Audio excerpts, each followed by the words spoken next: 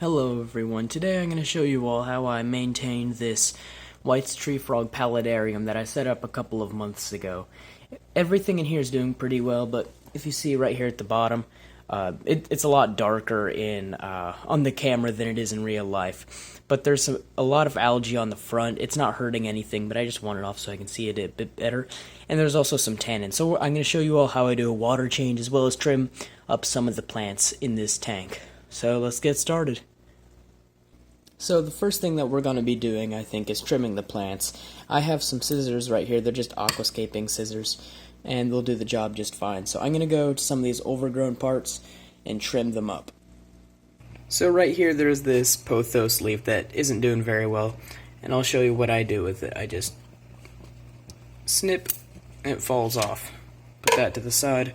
And now what you can do with the leaves, what I usually do, pull them out like that, and mix them into the substrate. Like I did that a couple weeks ago with one of the leaves with the peace lily. I just put it over here and then it degrades and then all the cleanup crew eats it. Oh yeah, and these two are doing very well also. But there's also a couple of other things in here, such as this. This is doing great, but I kind of want to cut it right here. Then we'll move this piece elsewhere, like, what about over there? Then it'll continue to grow over here. And this one will just get new growth. I kind of like how overgrown this is. I think I will trim back some of it, mix it into it's moved into the waterfall, and I think it looks cool. Hold on, sorry, I'm right-handed, and I have to cut with my left hand since I'm holding the camera. But look, we just snip, snap. Hold on, we didn't get that one. Sorry, it's very, very difficult to trim with your left hand, and the frogs are eating me too. Alright, and I'll probably do a little bit more too. I just don't want to accidentally snip one of the frog's toes off. And now finally, this red pagoda is very, very tall. So I think I'm just going to do the same thing that I did with the white version of it. Trim it, and then maybe I might actually move this into the gecko tank, and Maui will love that.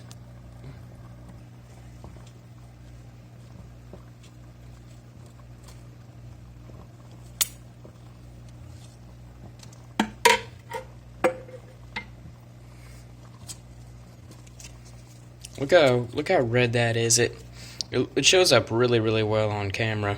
It's more of a pinkish color in person, but in this it shows up more of a purple. But it looks good anyway. And now we're going to clean up the water area a bit. First thing we're going to do is just get rid of a lot of the algae. What we're going to use for cleaning the algae is this nifty little thing. I think it's pretty much a sponge attached to a stick. If for some reason you don't have one, you can get one at a pet store.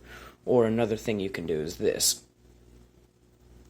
You can use some tweezers and a cotton ball and then just wipe that, but I need this cotton ball. It seals up some of the holes in the lid, but it doesn't work as effectively, but it will do the job. It's just maybe not the best long-term solution. So what we do, hold on.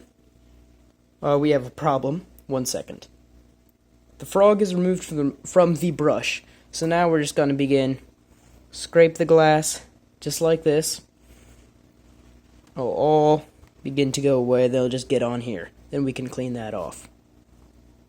So I just finished cleaning all this off, all the front glass. But then you want to just clean off all the algae and junk that's been growing.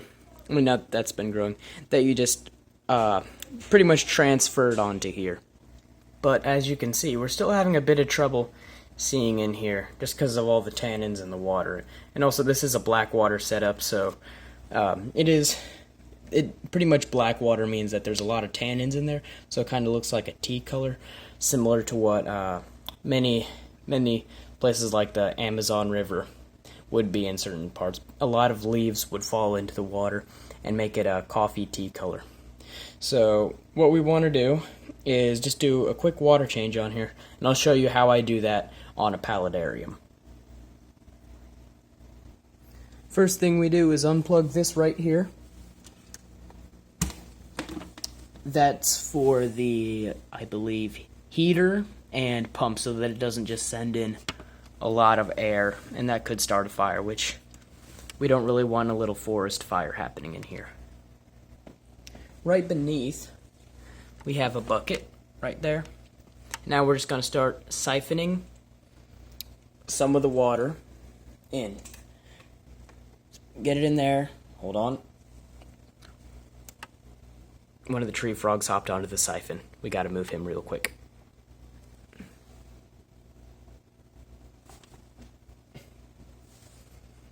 No frogs were harmed in the making of this film, so we should be good. I got the water all started, so now it's going into the bucket beneath of us. We're just going to keep this going, maybe a couple inches, so that it'll get rid of a lot of this stuff, in all the tannins and things. We're also going to give this a good gravel vacuum by just going like this.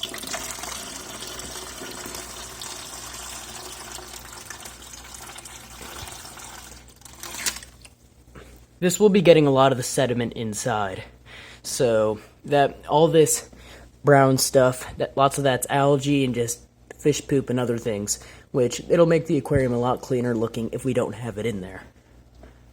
So now we have all this nasty water that it's almost like a coffee color by now. But I'm just going to go dump this out in the tub and fill it up, and I'll show you guys how I can fill up this paludarium super easy without eroding any of the land area. Alright, so I have it all filled up. Next thing we're going to do is add in some tap water conditioner. This is just the API kind. It says, I can't remember, focus, 1 milliliter per 20 gallons. So we're just going to put like 1 drop in here. Look at this frog. He's pretty happy to have his water back. So we don't want to make a ton of splashing when we hit the water, because what'll happen is it'll splash up and erode the bank, and lots of the dirt in there will just fall into the water area, which we don't want to happen. And by the way, it looks a lot clearer in real life than it does through the camera. So you'll see what it looks like when you add the water in. But what I like to do is this. So this is a little sifter. I think it's like a beach toy technically, but you can also use a strainer that you would use for spaghetti. But what you do is just put it right in here like this. Then you can get a pitcher of water. Make sure you put the tap water conditioner in and everything like that. And then you can pour it right onto the strainer.